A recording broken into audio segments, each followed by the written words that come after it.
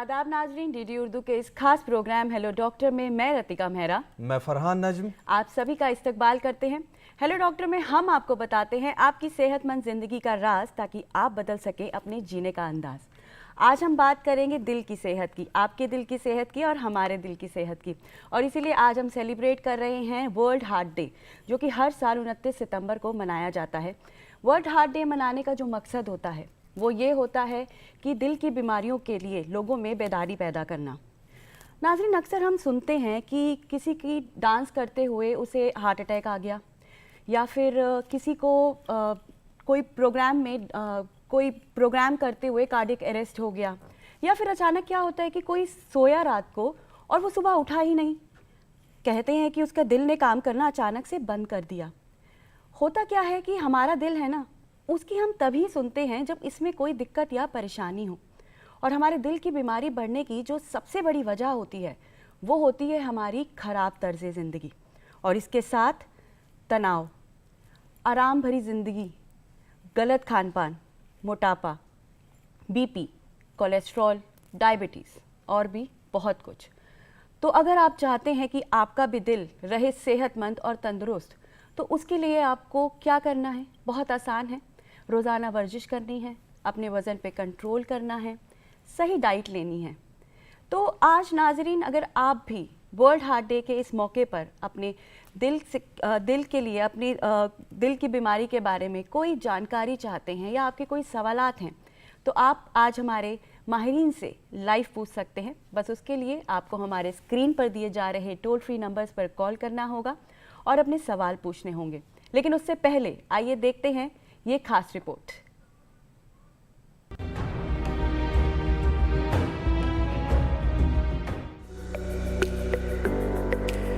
नाजरीन, हमारा दिल बज़ाहिर तो एक छोटा सा उज़्व है, लेकिन इसे जिस कदर और जिस नौइयत का काम करना पड़ता है उस पर अकल दंग रह जाती है। बिलाशुबा दिल हमारे जिस्म का अहम तरीन उज़्व और पट्ठों का मजमुआ है, जिसका काम गर्दिशी निजाम के जरिए इंसानी बदन के हर हिस्से तक खून और ऑक्सीजन पहुंचाना है। हमारा दिल होता तो तकरीबन मुट्ठी के बराबर है, लेकिन ये 1 मिनट में 70 मरतबा और 1 दिन में तकरीबन 1 लाख मरतबा धड़कता है, और हर धड़कन के दौरान सिकुड़ता और फैलता है। दिल माँ के पेट में ही जिंदगी के तीसरे हफ्ते से धड़कना शुरू हो जाता है, और फिर धड़कन का ये सिलसिला ताहयात बगैर किसी वक्फे के जारी रहता है। गर्ज ये कि इंसानी जिस्म में ये वाहिद उज़्व है जिसकी हरकत पर इंसानी जिंदगी की बका है। साइंस की इतनी तरक्की के बावजूद कोई भी इस अहम तरीन उज़्व की सही नकल तैयार नहीं कर सका। काबिल गौर है कि इस छोटी सी मशीन में कुदरत ने हंगामी हालत से निपटने की सलाहियत भी रखी है। यानी अगर किसी वजह से इसमें कोई मामूली नुक्स पैदा हो जाए तो ये अपने आप ही अपनी मरम्मत भी कर लेता है। इंसानी दिल की कारकर्दगी पर हैरत इस बात पर भी होती है कि ये छोटा सा उज़्व किस कदर और कितने काम अंजाम देता है और हर वक्त हरकत कर रहा होता है, लेकिन इसके बावजूद थकता नहीं। कुदरत का ये बेहतरीन शाहकार है कि उसने छोटी सी शय में इतनी ज्यादा सलाहियत रखी है। जब हम आराम की हालत में होते हैं तो उस वक्त भी हमारे दिल के पट्टे सख्त मेहनत कर रहे होते हैं। दिल के धड़कने में कई सेल्स एक साथ मिलकर काम करते हैं और हर धड़कन पर पूरा दिल यकसू होकर काम करता है। अब जाहिर है कि हमें अपने जिस्म के इस अहम तरीन उज़्व का ख्याल भी रखना चाहिए, ताकि ये बीमारियों से दूर और सेहतमंद रहे। उमूमन दिल की बीमारियां उस वक्त शुरू होती हैं जब कोलेस्ट्रॉल, चर्बी और कैल्शियम खून की नालियों में जमना शुरू हो जाता है। इससे खून फराहम करने वाली शरियानों में खून गुजरने का रास्ता तंग हो जाता है और दिल को मुनासिब मकदार में ऑक्सीजन नहीं मिल पाती। इसके अलावा दिल की बीमारियों की बड़ी वजूहात में तंबाकू नोशी, गैर सेहतमंद ग़िज़ा, जिस्मानी सरगर्मियों का फुक़दान, वजन का ज़्यादा होना और बाकायदगी के साथ वर्जिश ना करना है। दिल की मुख्तलिफ बीमारियों से बचने के लिए जरूरी है कि मयारी ग़िज़ा का इस्तेमाल किया जाए, तंबाकू नोशी तर्क की जाए, खाने पीने के मामले में एतदाल से काम लिया जाए, यानी मुतवाज़िन ग़िज़ा ली जाए, फल और सब्जियों का इस्तेमाल किया जाए, नमक कम इस्तेमाल किया जाए, रोजाना कम से कम आधा घंटा वर्जिश की जाए और दिल का सालाना मुआयना कराया जाए। दिल की रोज बरोज बढ़ती बीमारियों और उनसे बचाव के सिलसिले में शऊर व बेदारी पैदा करने के लिए 29 सितंबर को हर बरस आलमी सतह पर यौम कल्ब मनाया जाता है और ये पैगाम दिया जाता है कि हम अपने दिल को सेहतमंद रखने के लिए तमाम एहतियाती तदाबीर पर अमल करें।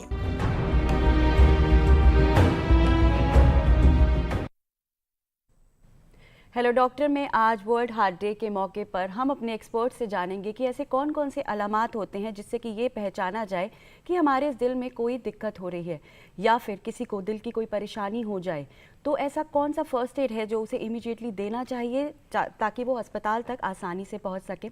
और बेहद ज़रूरी बात, किस तरह से ये जो हमारी धड़कनें हैं वो आसानी से चलें और हमारी सांसें जो हैं ये चलती रहें, इसके लिए क्या क्या करें। तो आज इन्हीं सभी मौज़ूआत पर आज गुफ्तगू करने के लिए हमारे साथ है एक्सपर्ट का एक खास पैनल। तो आइए आपका उनसे तारुफ कराते हैं। हमारे साथ है doctor Sandeep Bansal, professor and head of department cardiology, Safdarjung hospital से। आपका बहुत बहुत इस्तकबाल है। हमारे साथ है doctor Tarun Kumar, professor department of cardiology, RML hospital Delhi से। आपका भी बहुत बहुत इस्तकबाल है। और हमारे साथ है doctor Azra Anjum, MD medical officer in charge, Unani NDMC से। आपका भी बहुत बहुत इस्तकबाल है। तो सबसे पहले डॉक्टर संदीप, हम आपसे शुरुआत करते हैं। आज हम सभी वर्ल्ड हार्ट डे मना रहे हैं, तो आप हमें सबसे पहले ये बताइए कि आज के जो दिन की अवेयरनेस किस तरह से है, क्या इम्पोर्टेंस है आज के दिन की? मेरी समझ में आज के दिन की सबसे बड़ी इम्पोर्टेंस तो ये है कि हम इस बात को समझें कि दिल की बीमारियां जो हैं वो एक बहुत बड़ी परेशानी हैं, बहुत बड़ी समस्या हैं और ये एक बहुत इम्पॉर्टेंट कारण है डेथ का। हमें ये समझना चाहिए कि हमारे देश में जितने लोग मरते हैं उसमें से 1/3 30% जो हैं वो हार्ट की परेशानी के कारण मरते हैं जी। दूसरी बात,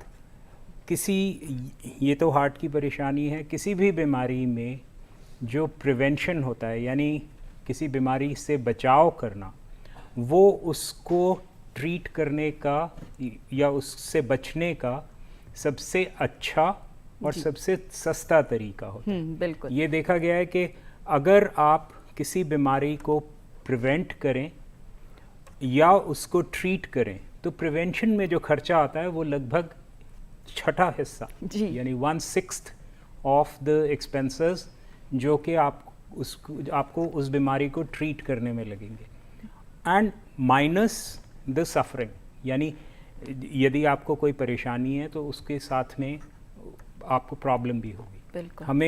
हमें ये पता है कि हमारे देश में हर साल लगभग 30 लाख लोगों को हार्ट अटैक होता है। तो ये एक और बड़ी परेशानी है। तो ये मैग्नीट्यूड जो है इस प्रॉब्लम का ये इतना बड़ा है कि इसके बारे में हमें पता होना और इस कारण से इसकी रोकथाम करना, प्रिवेंशन करना, ये हमारा एक बहुत इम्पॉर्टेंट मकसद होना चाहिए।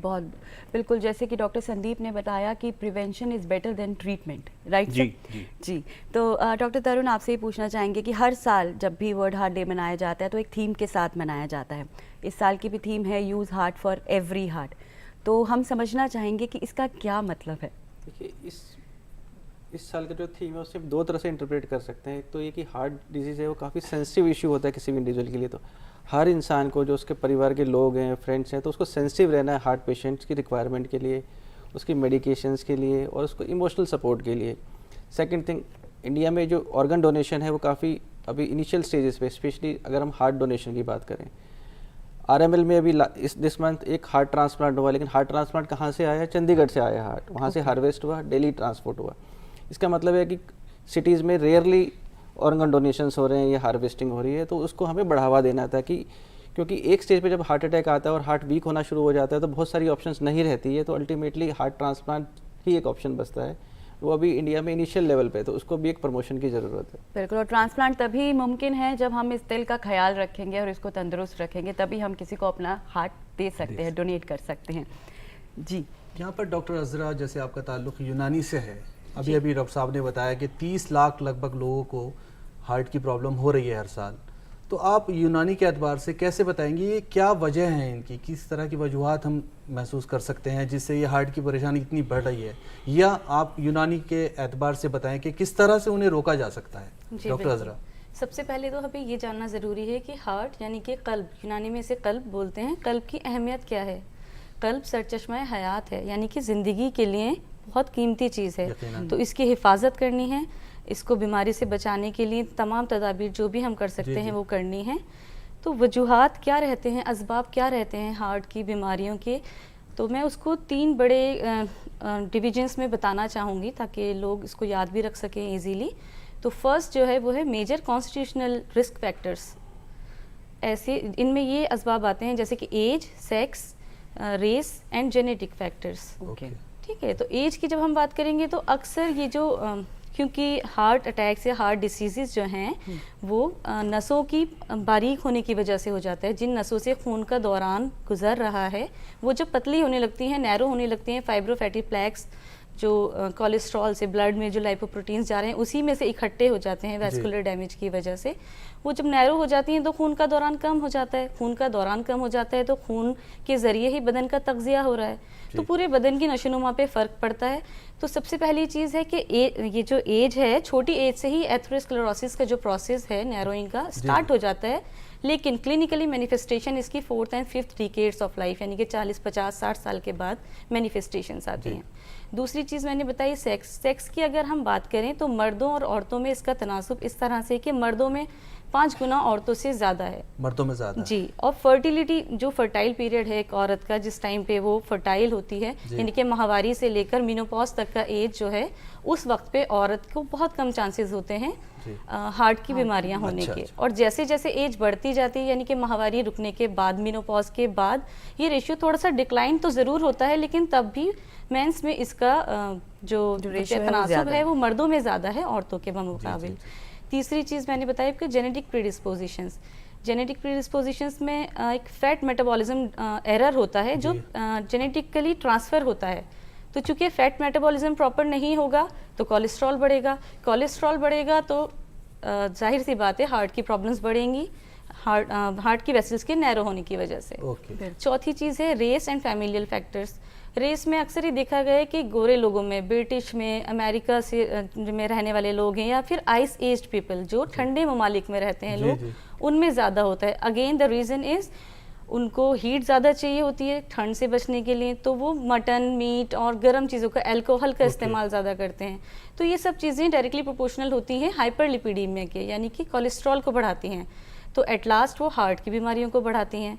एक चीज़ और फैमिलियल फैक्टर मैंने बोला कि एक फैमिली से अक्सर एक से ज़्यादा लोग मुतासिर होते हैं, उसकी वजह भी मैं बताना चाहूँगी। ये है कि एक फैमिली में जो डाइट बन रही है वही दूसरे लोग भी ले रहे हैं। जी जी। तो एक ही डाइट की पैटर्न की वजह से जो एक को बीमारी हो रही है, डाइट के अक्सर बारे में भी दूसरों बाद को में बात करेंगे। जी, आपने जी। बहुत अच्छे से समझाया, कोलेस्ट्रॉल को एक बड़ा इसका बहुत इसकी बड़ा फैक्टर वजह है। बताई। जी। इन सब मौजूआत पर आपसे गुफ्तगू जारी रहेगी, लेकिन यह है कि अभी जैसे अजरा जी ने बताया जी। तो हम तो चाहेंगे डॉक्टर संदीप आपसे इस पे पूछना चाहेंगे कि मेजरली अगर हम खतरों की बात करें तो हार्ट की बीमारी के मेजर खतरे कौन कौन से होते हैं? मेजर रिस्क फैक्टर्स जी। यानी आप कह रही हैं, देखिए मेजर रिस्क फैक्टर्स तो कुछ इन्होंने बताए। नंबर 1 जो उन्हें हम कहते हैं कि reversible risk factors and non reversible risk factors. Non reversible उन्होंने बताया यदि आप आदमी हैं, यदि आपकी उम्र बढ़ रही है तो आपको ज़्यादा खतरा है। उसके अलावा जो रेसेस हैं, हिंदुस्तानियों में ख़ास तौर से बनिस्बत जो लोग कॉकेशियंस हैं यानी यूरोपियंस एंड अमेरिकन्स, उनसे 3 से 4 गुना ज़्यादा हार्ट प्रॉब्लम्स रहती हैं। और जो अगर हम कंपेयर करें जापानीज़ या चाइनीज़ या कोरियंस से, तो उनसे लगभग 9 से 12 गुना ज़्यादा हार्ट प्रॉब्लम होने के चांसेस रहते हैं। राइट। तो ये तो एक चीज़ है। उसके अलावा यदि आपको डायबिटीज़ है, we are already the diabetes capital of the world. जी सर। हमारे यहाँ बहुत बढ़ती डायबिटीज़ जा रही है लोगों और में। वो बढ़ती जा रही है। एज जैसे भी आप कम कह में रहे हो रही है, कम एज में भी जी देखा हाँ, जा रहा है जी हाँ। डायबिटीज का। उसके अलावा ब्लड प्रेशर, राइट। इतनी स्ट्रेसफुल लाइव्स हैं लोगों की कि ब्लड प्रेशर बढ़ रहा है, और ब्लड प्रेशर अपने आप में सब रिस्क फैक्टर्स का बाप उसको कहते हैं हम, बिकॉज जो सबसे इम्पॉर्टेंट रिस्क फैक्टर मॉर्टेलिटी को कंट्रीब्यूट करता है ओवरऑल, वो एक्चुअली ब्लड प्रेशर होता है। तो ब्लड प्रेशर हार्ट अटैक का एक बहुत इम्पॉर्टेंट रिस्क फैक्टर है। उसके अलावा स्मोकिंग या तंबाकू का सेवन, किसी भी तरह से तंबाकू नोशी आप अगर करते हैं तो वो एक बहुत इम्पॉर्टेंट रिस्क फैक्टर है। उसके अलावा आराम करना, मतलब फिज़िकल एक्टिविटी ना करना। कुछ समय पहले ये एक बहुत इम्पॉर्टेंट BBC में न्यूज़ था कि sitting is the new form of smoking. यानी अगर आप 6 घंटे से ज़्यादा बैठे हुए हैं तो वो उतना ही ख़राब उसका आपके शरीर पे असर होता है जितना कि स्मोकिंग का करते हैं। सो ये और उसके अलावा जैसा इन्होंने बताया डाइट में, यानी अगर आपका खान पान ठीक नहीं है, अगर आप बैठे रहते हैं, तो ये मोटे मोटे रिस्क फैक्टर्स हैं। Thank you so much. एक कॉलर हमारे साथ जुड़ना चाहते हैं। हेलो हेलो हेलो जी, आपका इस्तकबाल है हमारे प्रोग्राम में। आपका नाम बताइए। मैं दिल्ली से अमन बोल रहा हूँ। अमन जी दिल्ली से बोल रहे हैं।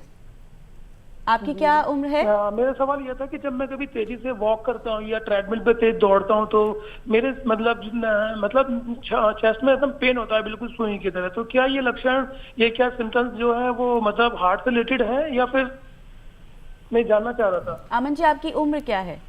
मेरी 42 है। 42, हाँ। तो देखिए, आपकी एज सही है हार्ट प्रॉब्लम होने के लिए। और अगर आप जाहिर है मेल हैं, आप 40 के ऊपर हैं और आप कहते हैं कि आपको ट्रेडमिल पे चलने में या वैसे भी अगर चलने में, सीढ़ी चढ़ने में आपको चेस्ट में पेन होता है, तो बिल्कुल ये हार्ट की परेशानी हो सकती है। और आपको अपने करीब के जो भी आपके करीब कार्डियोलॉजिस्ट हों, उनसे मिलें, उनसे संपर्क करें और कुछ जांचें वो आपको बताएंगे, वो कराएं। और उसके बाद ही ये पुख्ता तौर पे कहा जा सकता है कि आपको दिल की परेशानी है या नहीं। पर ये लक्षण अपने आप में जाहिर है कि ये हार्ट से रिलेटेड हो सकते हैं। तो अमन जी, जैसे कि डॉक्टर संदीप ने आपको बताया कि जो आपने बताया कि जो सिम्टम्स आपको आ रहे हैं, चलने में दिक्कत, ट्रेडमिल पर दिक्कत हो रही है, तो एक बार आप जाइए और अपने नियरेस्ट जो भी हॉस्पिटल है उस पर टेस्ट करवाइए ताकि क्लियर हो जाए कि ये हार्ट की दिक्कत है या कोई और परेशानी है। तो डॉक्टर तरुण, जैसे कि अभी डॉक्टर संदीप ने हमें बताया, डॉक्टर अज़रा ने हमें बताया कि ये रिस्क फैक्टर्स के बारे में बात की, लेकिन एक बहुत बड़ा सवाल ये आता है कि पहचाने कैसे कि ये दर्द जो है, हमें जो हार्ट की प्रॉब्लम है, ये वाकई ही एक हार्ट का दर्द है, मतलब कोई हार्ट में परेशानी हो रही है उसी का दर्द है, या कोई नॉर्मल कोई गैस्ट्रिक पेन है या कोई एसिडिटी की कोई प्रॉब्लम है? देखिए, जो क्लासिकल हार्ट के सिम्टम्स होते हैं उसको हम अंजाइना बोलते हैं। अंजाइना का पेन क्लासिकल ऐसे होता है कि जैसे वॉक करते हुए आपको पेन आ रहा है, आप रेस्ट कर रहे हैं, सबसाइड कर जाता है।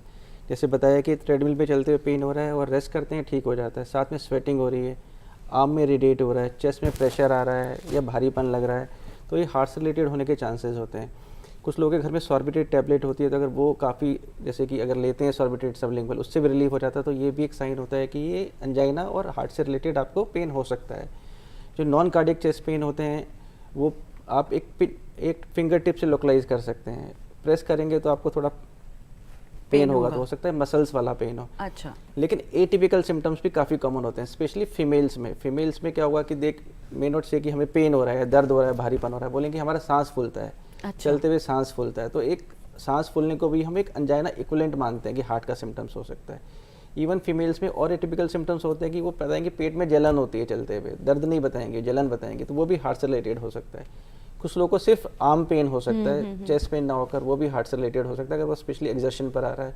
कुछ लोगों को लो जॉ पेन भी हो सकता है, वो भी हार्ट से रिलेटेड है। तो jaw pain, left arm pain, retrosternal chest pain, epigastric burning, ये सब हार्ट से रिलेटेड हो सकते हैं। अगर आपको अपर जॉ पेन हो रहा है, फिंगर से लोकलाइज कर पा रहे हैं, दबाने पे पेन हो रहा है, ये हार्ट से रिलेटेड नहीं है। साथ में अगर आपको सिंपैथेटिक सिम्टम्स आते हैं, आपको स्वेटिंग हो रही है, साथ में सांस फूल रहा है पेन के साथ, तो ये भी हार्ट से रिलेटेड हो सकते हैं।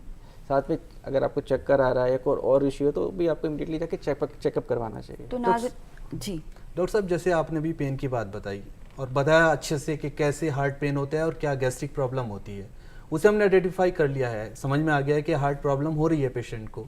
उस समय में, उस वक्त में हमें क्या करना चाहिए कि उसको किस तरह से हम डील करें, उसका थोड़ा सा अगर आप बताएंगे तो अच्छा होगा, नाज़रीन को समझ में आएगा। देखिए आजकल क्या देखा गया है कि हर कोई फ़ोन पर है, हर कोई चाहता है कि उसकी सारी ट्रीटमेंट या सारी प्रॉब्लम फ़ोन पे सॉल्व हो जाए, तो लोग उसमें टाइम वेस्ट करते हैं। हाँ जी जी, तो मैं ये बोलूँगा जब भी कोई पेन हो या आपको लगे कि कोई आपको घबराहट हो रही है, सांस फूल रहा है, दर्द हो रहा है, आपको इमीडिएटली नियरेस्ट सेंटर जाना है। Don't call anybody, just call the ambulance or call your driver or somebody nearby in your house. Just reach nearest center.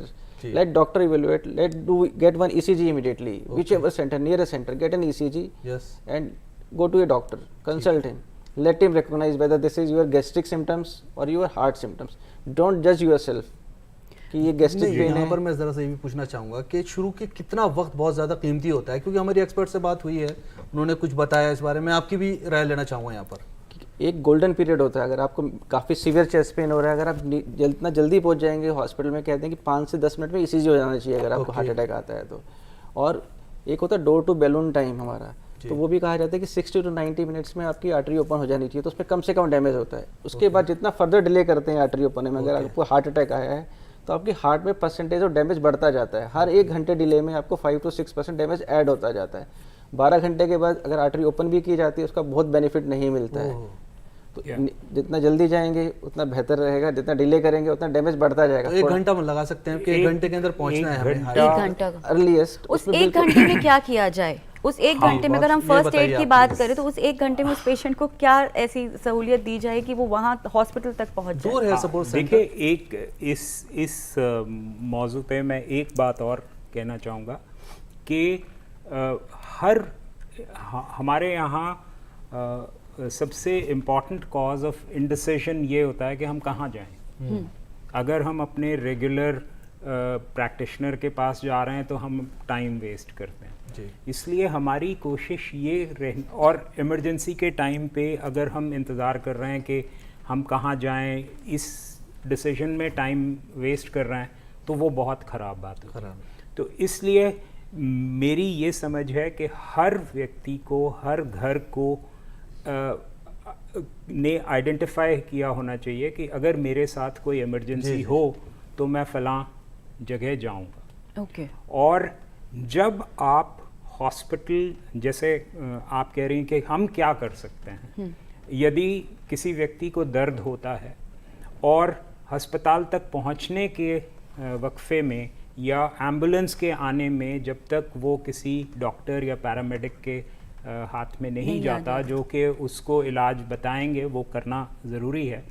अपने आप से ये देखा गया है, ये WHO की रिकमेंडेशन है कि एक ही चीज़ जो आप कर सकते हैं वो ये कि आप सॉल्युबल एस्पिरिन, सॉल्युबल मतलब जो आपके मुंह में घुल जाए, इस तरह की एस्पिरिन, जैसे नाम लेना भी गैर मुनासिब ना होगा, जो रिकमेंड की हैं दवाइयाँ उनका हमें इस्तेमाल करना चाहिए। ऐसे जो रिकमेंड नहीं, हम बात कर रहे हैं कि आप खुद क्या कर सकते हैं। आप ये कर सकते हैं कि आप सिंपल डिस्प्रिन टैबलेट जो हम सिर दर्द या बदन दर्द या बुखार के लिए लेते हैं, वो एक एंटी प्लेटलेट एजेंट होती है, तो उसको ले लेना।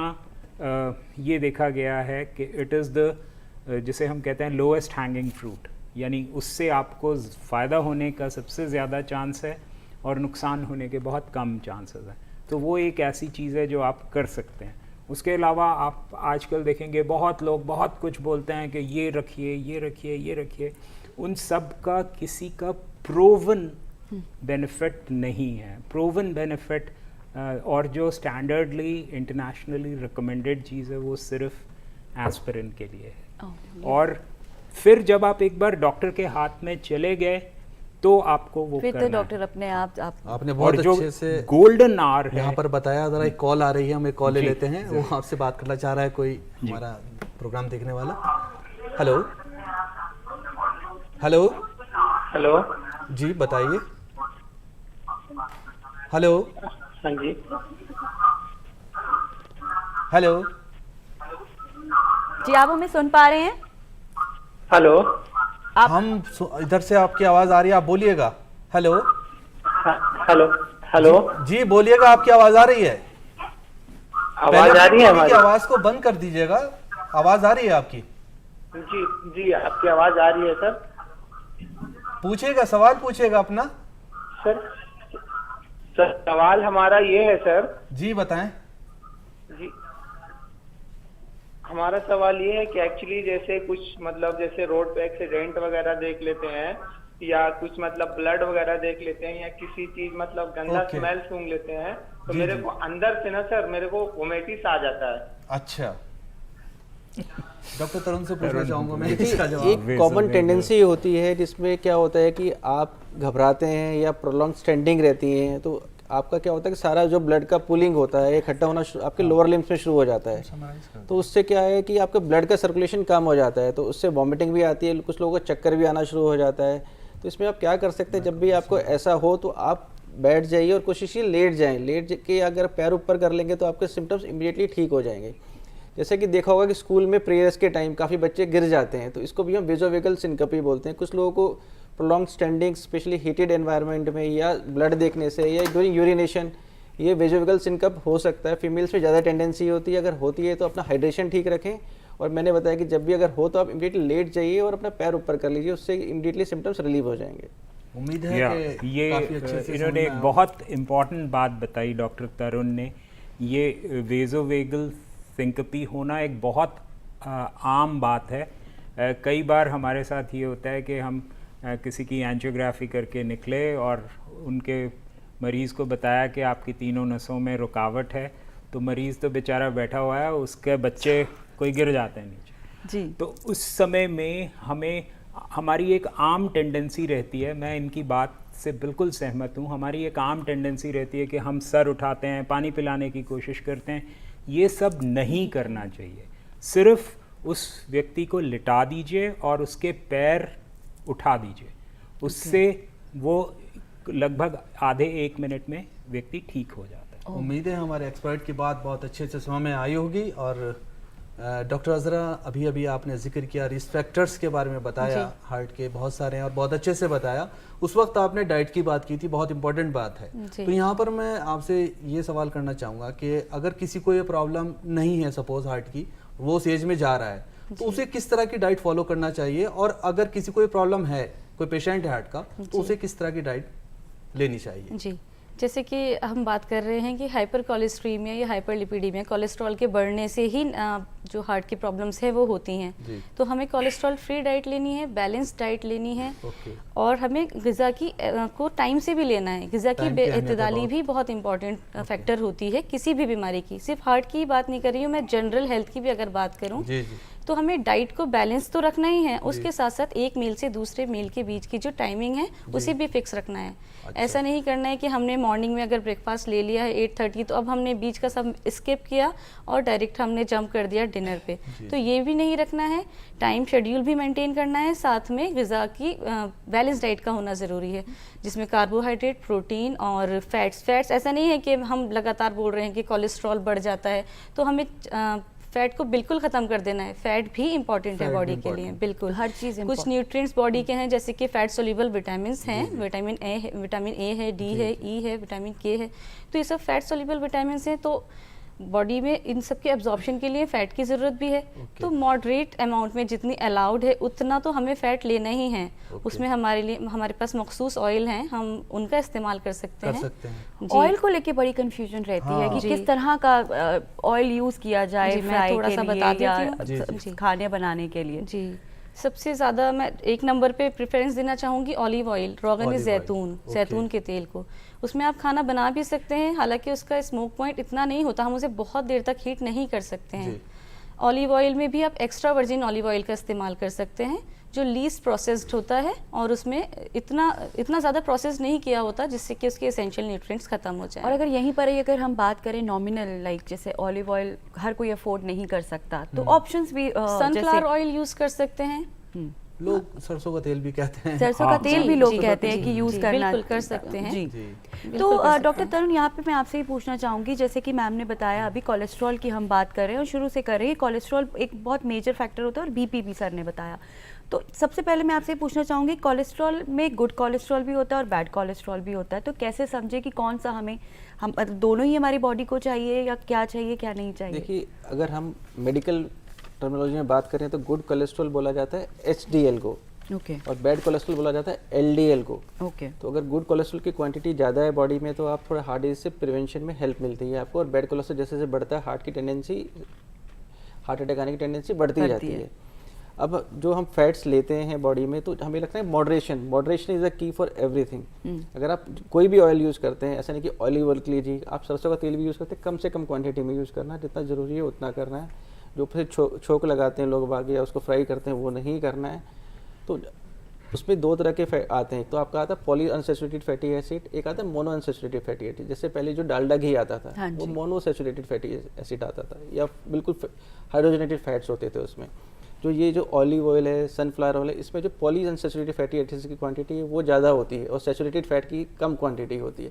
तो हमें ऐसा ऑयल लेना जिसमें सैचुरेटेड फैट कम हो, पॉली अनसैचुरेटेड और मोनो अनसैचुरेटेड फैटी एसिड ज़्यादा हो। तो उससे क्या है कि वो बॉडी को रिक्वायरमेंट आपकी जो है वो पॉली अनसैचुरेटेड फैटी एसिड्स और मोनो अनसैचुरेटेड फैटी एसिड्स की जो आपको चाहिए, सैचुरेटेड नहीं चाहिए आपको। सैचुरेटेड नहीं नहीं चाहिए मतलब सारी चीज़ों की एक बात है कि सैचुरेटेड फैट नहीं होना चाहिए। जिस भी ऑयल उसके में आप अंदर। इसका प्रोपोर्शन देखेंगे वो कम है और पॉली और मोनो वाले ज़्यादा हैं, तो आपको वो तेल कंज्यूम कर सकते हैं इस्तेमाल। वही मॉडरेशन में, कम से कम क्वांटिटी में। ओके एक ईमेल हमारे पास आया है, इनका नाम है राजू हैं ये, और ये है छत्तीसगढ़ से, और ये कह रहे हैं कि मेरी उम्र है 25 साल और मैं जब भी मतलब स्ट्रेस बहुत रहता है मुझे काम का, और जिस वजह से कभी कभी मुझे मेरे चेस्ट में पेन महसूस होता है। तो मैं क्या समझूं कि ये जो है मैं हार्ट की बीमारी की तरफ जा रहा हूँ या मैं इसे नॉर्मल पेन समझ के या स्ट्रेस समझ के जो है मैं इसे नज़रअंदाज करता रहूँ? तो डॉक्टर संदीप आप क्या कहेंगे इस पे? देखिए इस चीज़ के दो पहलू हैं। पहली बात तो ये कि अगर आप दौड़ भाग सकते हैं, अगर आप एक्सरसाइज कर रहे हैं, आप सैर करने जाते हैं कि जी मैं 3-4 किलोमीटर चल लेता हूँ तब तो मुझे कुछ नहीं होता, लेकिन जब मुझे स्ट्रेस महसूस होती है तो मुझे अनकंफर्टेबल लगता है, सीने में दर्द होता है, तो ये अपने आप में हार्ट प्रॉब्लम नहीं है, प्रॉबेबली सिर्फ स्ट्रेस है।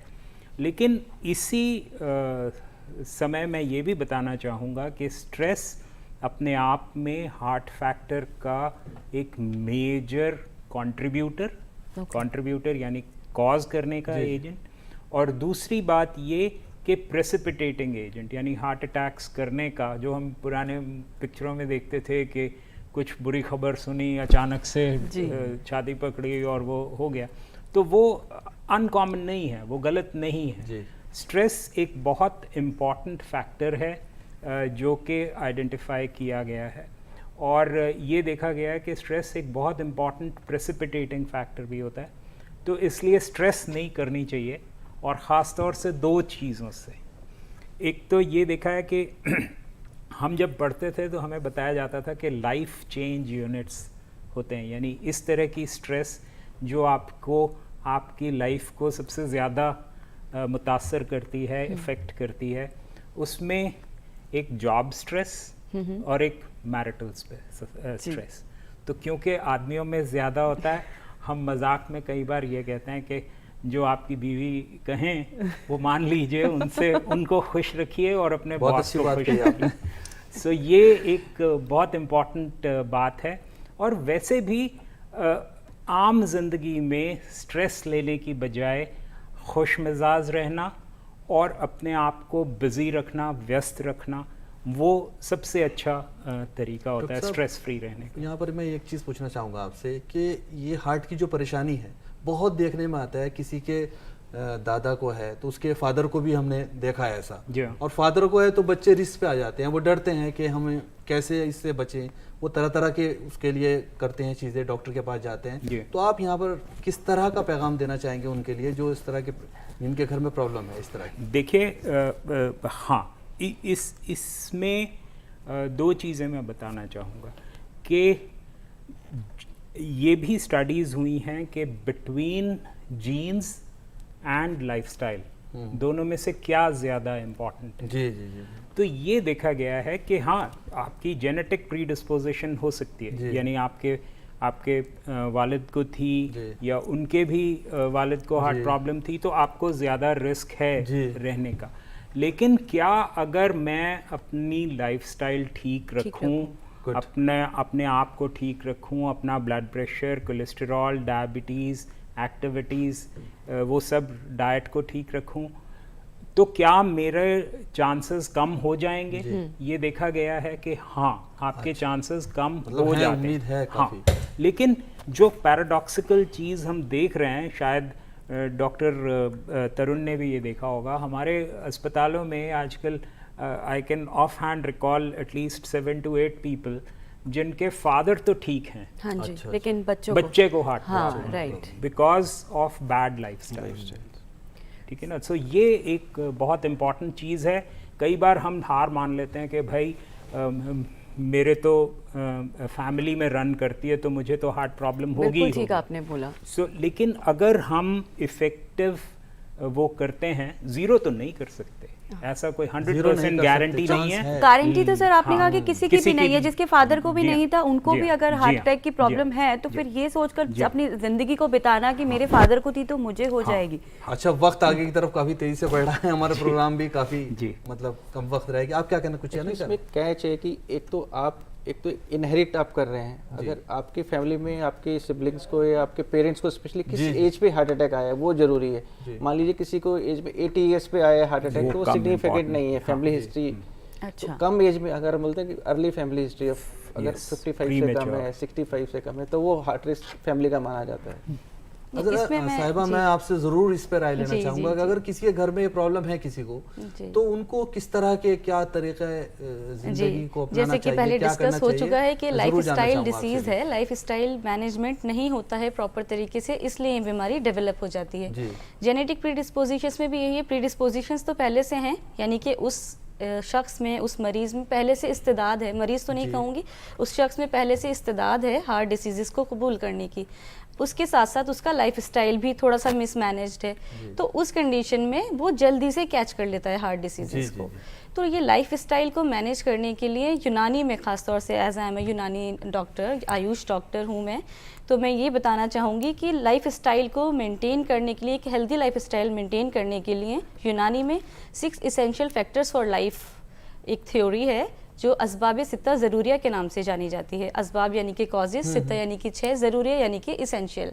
तो 6 इसेंशियल फैक्टर्स फॉर लाइफ जो हैं, अगर हम इनको मेंटेन कर लेते हैं, इनमें से किसी एक की एक्सेस या किसी की कमी या कंबाइंडली 2-3 की एक्सेस भी बीमारी का सबब बन सकती है। इन असबाब सित्ता ज़रूरिया में 6 चीज़ें हैं। पहली चीज़ एयर। आज मैं जब बात कर रही थी रिस्क फैक्टर्स की, उसमें थोड़ी सी बीच में वो रुक गए थे जी। तो एटमॉस्फेरिक यानी कि एनवायरमेंटल फैक्टर भी बहुत इंपॉर्टेंट होता है। किस तरह? जैसे कि हम कोल माइंस के आसपास रहने वाले लोग हैं, इंडस्ट्रियल एरियाज में रहने वाले लोग हैं जहां खराब गैसेस निकलती हैं फैक्ट्रीज से, धुएं वाली, कार्बन मोनोऑक्साइड निकल रही है। तो कार्बन मोनोऑक्साइड क्या कर रही है, वो क्या कर रही है कि हीमोग्लोबिन के साथ कंबाइंड होकर कार्बोक्सी हीमोग्लोबिन बना रही है। तो वो क्या करता है, वो हाइपोक्सिया क्रिएट करता है। क्योंकि हार्ट एक मस्कुलर ऑर्गन है, तो उसकी मसल्स को जब ऑक्सीजन नहीं मिलेगी वो डैमेज होगा, तो इस्कीमिक चेंजेस हार्ट में आने लगते हैं, तो वो बहुत बड़ा रीज़न है।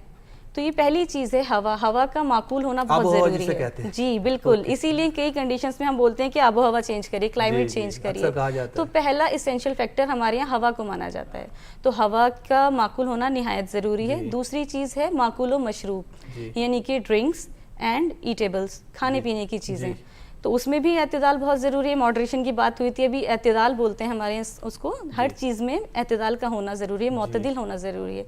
तो आपकी फूड हैबिट्स जिसमें आ जाएंगी, जैसे हम डाइट के बारे में बात कर रहे थे, तो डाइट प्रॉपर होना चाहिए। लिक्विड्स, हमें पानी कितना पीना है, पानी भी पीना बहुत ज़रूरी है। 6 to 8 glass 2 to 3 litres of water daily intake ज़रूरी है। वक्त की कमी है जी, मैं शॉर्ट में बता देती हूँ फैक्टर्स जी, ये तो बहुत बड़ा टॉपिक है, इस पे तो बहुत लंबा डिस्कशन हो सकता है। तो थर्ड पे हमारे यहाँ आता है हरकत व सुकून बदनी, यानी कि mental sorry physical exercise and rest. जी। जैसे हम बात कर रहे थे, lack of exercise is one of the most important आपने रीजन। एक्सरसाइज का जिक्र किया है यहाँ पर। जी। एक्सरसाइज में एक चीज जरूर पूछना चाहूंगा, क्या एक्सरसाइज की एक लिमिट है? बिल्कुल है कि लिमिट, इतने बिल्कुल है। इतने वक्त कीजिए, इससे ज्यादा ना जी, कीजिए। exhaustion मैं कम वाली की बात limit- नहीं कर रहा हूँ, मैं ज्यादा की जी, बात जी। कर रहा हूँ कि ज्यादा नहीं करना है। जी इससे जी बिल्कुल exertion नहीं होगा करनी body है। पर, 30 तो नुकसान मिनट्स हो अ सकते डे, हैं। 30 मिनट्स अ डे और 2.5 आवर्स अ वीक। Okay, आप okay. बांट लें, 30 मिनट आपने रोज करनी है। आप उसको ब्रिस्क वॉकिंग या जॉगिंग में 3 हिस्सों में बांट सकते हैं। 10-10 मिनट के 3 आप राउंड्स ले सकते हैं ब्रिस्क वॉकिंग के। Okay okay okay. तो इसी तरह जैसे एक्सरसाइज ज़रूरी है, रेस्ट भी बॉडी के लिए ज़रूरी है। ओवर एक्सर्शन से भी आपकी मस्कुलर एग्जॉर्शन हो जाएगा तो दूसरी बीमारियों का सबब बनेगा। चौथा फैक्टर मैं बात करना चाहूँगी, इन शॉर्ट, हरकत व सुकून नफसानी, यानी कि मेंटल स्ट्रेस और रेस्ट। दिमाग जहनी काम करने वालों को, जैसे अभी डॉक्टर साहब ने बताया कि जहनी सुकून भी ज़रूरी है, स्ट्रेस और एंजाइटी भी इसका सबब है। और इसके बाद हम चौथे फैक्टर की बात हो गई। 5वां फैक्टर है हमारा नौमो यगजा, यानी कि sleep and wakefulness. Proper sleep लेनी है, जैसे कि मेंशन्ड है मेंटल वर्कर्स को 6 आवर्स एंड लेबर क्लास को जो फिजिकल वर्कर्स हैं उनको 8 आवर्स मिनिमम रिक्वायर्ड है। तो इसमें भी बैलेंस, इसमें भी एतदाल ज़रूरी है। लास्ट है आपका एहतिबास व इस्तिफराक, यानी कि एलिमिनेशन, एक्सक्रीशन एंड रिटेंशन। जिन चीज़ों को बॉडी से निकल जाना चाहिए, जिनका ज़रूरी है बॉडी से निकलना, उनको निकलना ही है। अगर वो रुक जाएंगी, गैर ज़रूरी एहतिबास अगर हो जाएगा तो वो भी बीमारी का सबब बनेगा। ये आपने बहुत अच्छे से बता दिया है। हमारा वक्त जो है बहुत तेजी से आगे बढ़ रहा है। थोड़ा शॉर्ट नहीं बताया मैंने। यहाँ पर मैं आपसे, हमारा प्रोग्राम बहुत अच्छे से आपने सब चीज़ों के बारे में बताया। एक पैगाम भी आपसे लेना चाहूँगा, किस तरह का आपका पैगाम रहेगा उन लोगों के लिए जो हार्ट की प्रॉब्लम से बचना चाहते हैं और अच्छी जिंदगी गुजारना चाहते हैं? एक चीज़ जिसमें मिसिंग थी जब हम रिस्क फैक्टर्स की बात कर रहे थे, अल्कोहल की तो शायद हमने बात कर ली थी, हमने स्मोकिंग की बात नहीं करी थी। स्मोकिंग भी एक बहुत इंपॉर्टेंट रीज़न है, बहुत इंपॉर्टेंट रिस्क फैक्टर है हार्ट डिसीज़ के लिए, क्योंकि वो कई तरह से इफेक्ट करता है। माहियत मर्ज यानी कि पैथोलॉजी पे तो मैं नहीं जाना चाहूँगी, लेकिन वो आर्टेरियोल्स को कॉन्स्ट्रिक्ट करता है। कार्बन मोनोऑक्साइड सिगरेट के पेपर से निकलता है जो अगेन कार्बोक्सी। कहने का मकसद है कि बुरी आदतों से बचना है। जी, धूम्रपान से बचें, अच्छी डाइट लें, प्रॉपर एक्सरसाइज करें, नींद पूरी लें, जी जैसा आपने पहले बताया। जी बिल्कुल, कसरत करें, रियासत करें। जी। तो डॉक्टर संदीप, आपसे हम यहाँ पर ये जानना चाहेंगे, एक तो आपसे भी एक मैसेज लेना चाहेंगे, साथ ही साथ मैं चाहती हूँ मैसेज के ज़रिए ही या किस तरह से ये बताना चाहेंगे कि आजकल टेस्ट को लेकर बहुत ज़्यादा लोगों में कॉन्शियस रहते हैं कि उसको ये प्रॉब्लम हुई तो मुझे भी हो सकती है, तो मैं भी अपनी पूरी बॉडी के सारे टेस्ट करवा लूँ। तो लोग होड़ लगी हुई है, लोग एक दूसरे के पीछे टेस्ट करवाने में लगे हुए हैं, तो ये कितना सही कितना गलत है ये? देखिए, मोटी बात यह है कि बहुत सारे टेस्ट करवाने का कोई फ़ायदा नहीं है। अगर आपका ब्लड शुगर ठीक है, अगर आपका ब्लड प्रेशर ठीक है, अगर आपका लिपिड प्रोफाइल ठीक है और आपकी किडनी और आपके इलेक्ट्रोलाइट्स ठीक हैं और आपको एनीमिया नहीं है, यानी आप में खून की कमी नहीं है, तो ये मोटे मोटे तौर पे लगभग सारे टेस्ट्स हो गए जिनसे कि आप ये जान सकते हैं कि हाँ मैं ठीक हूँ। उसके अलावा बहुत हो, अगर मुझे कोई तकलीफ़ है या इवन अदरवाइज तो एक ईसीजी और इको हो गया। और यहीं पर मैं चाहूँगी एक छोटा सा मैसेज भी आप दे दें। मैसेज मेरी समझ में बहुत इम्पॉर्टेंट बात है कि व्यस्त रहें और मस्त रहें। ये बहुत अच्छा, ये सबसे अच्छी बात है। अपने आप को बिज़ी रखें तो आप स्ट्रेस फ्री रहेंगे, और अगर आप स्ट्रेस फ्री रहेंगे, टेंशन फ्री रहेंगे और अपना रेगुलर एक्सरसाइज करते रहेंगे, खान पान को सही रखेंगे तो thank you so much. Doctor Tarun, आप क्या कहना चाहेंगे? देखिए, जो सबसे बेस्ट इंजन बना आज तक वो हार्ट है, क्योंकि यही आपको दिन रात चला के रखता है। अगर आप कार भी खरीदते हैं तो उसकी सर्विस आप साल में एक बार जरूर करवाते हैं, लेकिन आप हार्ट की देखभाल करना भूल जाते हैं तो ये आपको प्रॉब्लम देना शुरू करता है आफ्टर सर्टन एज। तो आपकी जो हार्ट की केयर है, मैं बोलूँगा आपके अपने ही हाथ में है, क्योंकि ज़्यादातर फैक्टर प्रिवेंटेबल है। जैसे कि हमने देखा, तो prevention is the cure and best treatment for your heart. तो अपना हार्ट का ध्यान रखिए तो ये पूरी ज़िंदगी आपके साथ चलेगा। बिल्कुल। तो एक बार सम अप कर लेते हैं। जैसे कि डॉक्टर अज़रा ने कहा कि सही डाइट लीजिए, प्रॉपर तरीके से स्लीप लीजिए, एक्सरसाइज कीजिए, तो आप अपने हार्ट को जो है तंदुरुस्त रख सकते हैं। डॉक्टर संदीप ने हमें बहुत ही शॉर्ट में और बहुत अच्छे से हमें समझाया कि व्यस्त रहें और मस्त रहें, टेंशन बिल्कुल नहीं लेनी है, ईजी लाइफ जीनी है। बहुत सारी टेंशन ऑलरेडी लाइफ में, लेकिन अगर आपको अपने आप को ठीक रखना है तो टेंशन फ्री रहना पड़ेगा। और डॉक्टर तरुण ने हमें बताया prevention is a care, rather than हम ट्रीटमेंट के लिए सोचें, इससे बेटर ये है कि उसका कैसे हम प्रिवेंशन करके कि हम ट्रीटमेंट की तरफ जाएं ही ना, वो ज़्यादा इंपॉर्टेंट है। तो आप सभी का बहुत बहुत शुक्रिया, आज आपने वर्ल्ड हार्ट डे पे हमारे साथ इतनी इंपॉर्टेंट इन्फॉर्मेशन शेयर की। Thank you so much. So हमें पूरी उम्मीद है नाजरीन कि आज की जो पेशकश है आपको बेहद पसंद आई होगी, और अगर आपकी भी कोई राय हो तो आप हमें ईमेल कर सकते हैं। हमारा ईमेल आईडी है hello.ddurdu@gmail.com, और हमारे यूट्यूब चैनल से भी जुड़ सकते हैं जो कि है DD उर्दू। अब अपनी मेज़बान रतिका मेहरा और फरहान नजम को दीजिए इजाज़त। अगले हफ्ते आपसे फिर मुलाकात होगी एक नए मौजू पर। तब तक के लिए अपना और अपनों का ख्याल रखें। आदाब, और आपको छोड़े जाते हैं टिप ऑफ द वीक के साथ।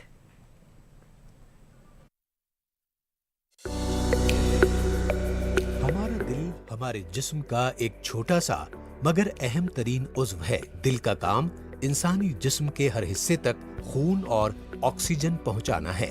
हमारा दिल जब हम आराम की हालत में होते हैं उस वक्त भी काम कर रहा होता है। कोलेस्ट्रॉल, चर्बी और कैल्शियम के खून की नालियों में जमने से दिल की बीमारियां लाहिक हो जाती हैं। तंबाकू नोशी, नाक़िस ग़िज़ा, वजन का ज़्यादा होना और वर्जिश न करना भी दिल की बीमारियों का सबब बनता है। मुतवाज़िन ग़िज़ा, तंबाकू नोशी न करने, फल और सब्जियों का इस्तेमाल, नमक का कम इस्तेमाल और वर्जिश करने से दिल की बीमारियों के इम्कानात कम हो जाते हैं।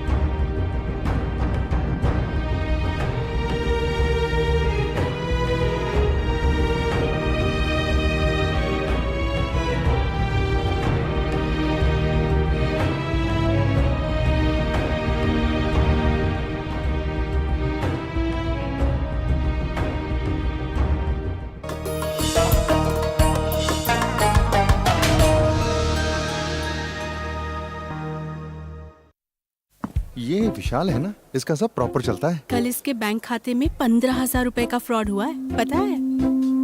पर कोई टेंशन ही नहीं इसको। देख, टेंशन क्यों?